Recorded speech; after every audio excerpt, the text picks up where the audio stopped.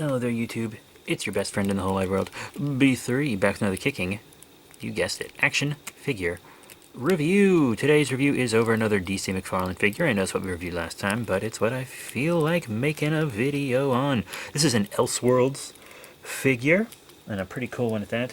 It's Batman from Superman Speeding Bullets. Yeah, so this is Kal-El Batman. So this is in a universe where his rocket was found by the Waynes, and so they raised him. They were killed in an alley. His powers emerged a little violently, and next thing you know, he's Batman. And I just had to have this when it was announced. I was like, hell yeah! I'm trying to get all these alternate Supermans. I really want my multiplicity Supermans. Kind of doing the same thing with them that I'm doing with Spider-Mans. I got my Spider-Verse. I got my Superman multiplicity. I got it. I love it. But yeah, he's quite cool. You guys might have figured this out by now, but I really like masks on characters that cover up a lot of their features, like the blank white eyes and all the covered facial features. That's just a look that I find so cool, and I love it when characters have it. I think it really works for Kal-El here. You got the bat symbol in the basic shape of the House of El crest. Pretty cool. He's got claws, which I think is neat. Just big old ferocious claws.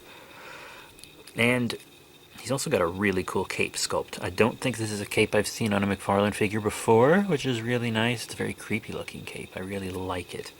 He's a very well done figure, honestly. I always say this, McFarlane rushes to do a lot of figures because they want to get these characters out when they're relevant, but this character existed before McFarlane, so they just kind of took their time on him. Plus he's a single release, he's not part of a wave, and oftentimes those figures kind of feel a little better. I don't know. But it is a really cool figure. He does come with several accessories. He's got the normal card. I don't like how McFarlane puts these behind the plastic. It makes them easy to bend, like I did right there. Especially when they come with this kind of stand, because then the plastic all connects. It's a lot easier when it's just plastic by itself. But yeah, I miss the actual comic art on these. Having just, promotional art of the figure is so much less interesting to me.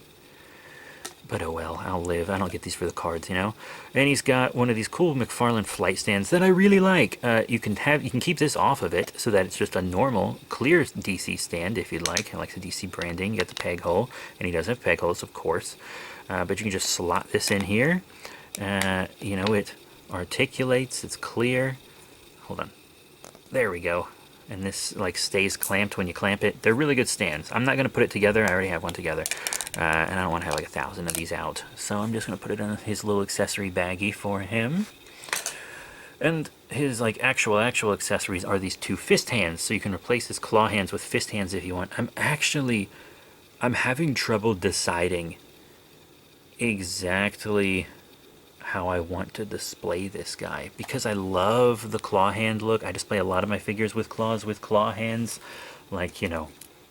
Spider-Man here. He's got his claw hands. He definitely came with interchangeable hands, but I think I'm gonna leave him claw hands. But Superman's a puncher, so it feels wrong to not give him a fist hand, but it's technically a Batman, so I guess it'll pass. Plus, I like all this detail on him. He's really cool. Now I'm going to show you articulation. Up and down on the head. You got the wobble, side to side, of course. You got all the torso and waist you expect. All this joint right here, this covered joint, forward and back, in and out. It's a little hindered by the cape, but not terribly much. It is hindered, though. Rotation, double elbow bend, forward and back on the wrists, as well as a rotation there. And then you've got the rubber covering for his Superman Batman undies. So you've got an easy time going in and out. You can kick up quite far. That's really good. That's really good. Double bend here. Up and down on the foot. A double rotation and a pivot with the toe bend. He's a good figure. He's a genuinely good figure. As I said, when McFarlane doesn't rush a figure to get them out while the character is relevant, then they work excellent. And this is a good one. It's Superman and Batman. Who doesn't love that? I sure do. Plus, I prefer Batman in gray and blue. I'm not gonna lie, I prefer Batman in gray and blue. So, that makes me very happy. Fun fact, when they showed the Hush 2-pack, I was actually very disappointed because Batman was wearing black in it. And I was like, that makes me sad. But then they showed that they're going to do a single release Hush Batman, which makes me happy. So now I'll get the Hush, because I prefer the Hush head sculpt single release. And then I can get the blue Batman, and then I have Batman and Hush. Ta-da! That wasn't relevant to this review. but still, I prefer gray and blue on my Batman. Even though I didn't even grow up with a gray and blue Batman. I just think it's the best look. To me. I really love the gray and blue. So yeah, now let's get into my favorite part of these things. Size comparisons. I'm going to compare so many sizes. Something behind me just fell and I don't know what it was. Yeah. Alright, so no, seriously, let's compare some hella figs. Alright, first up, how about a Speedster? Godspeed, another one of my favorite McFarlane figures. Really, really cool. Godspeed would be faster than him, I'm sure of that. Well, actually, post Godspeed's draining, I'm not sure. There was like an official list of fastest characters. I just don't remember where Godspeed and Superman ranked on it. I just remember they were both on it. But Godspeed, at the height of his power when he had White Lightning, definitely faster than Superman. Speaking of Superman, here he is with a DC Direct DC Essentials, kind of just standard looking Superman. Pretty cool. I think they look good together. They're the same scale.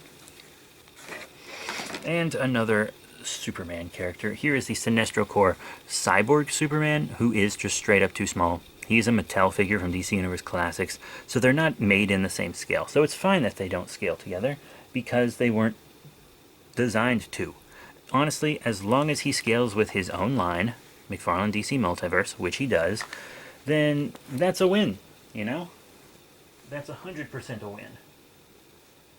Very cool. That makes me happy.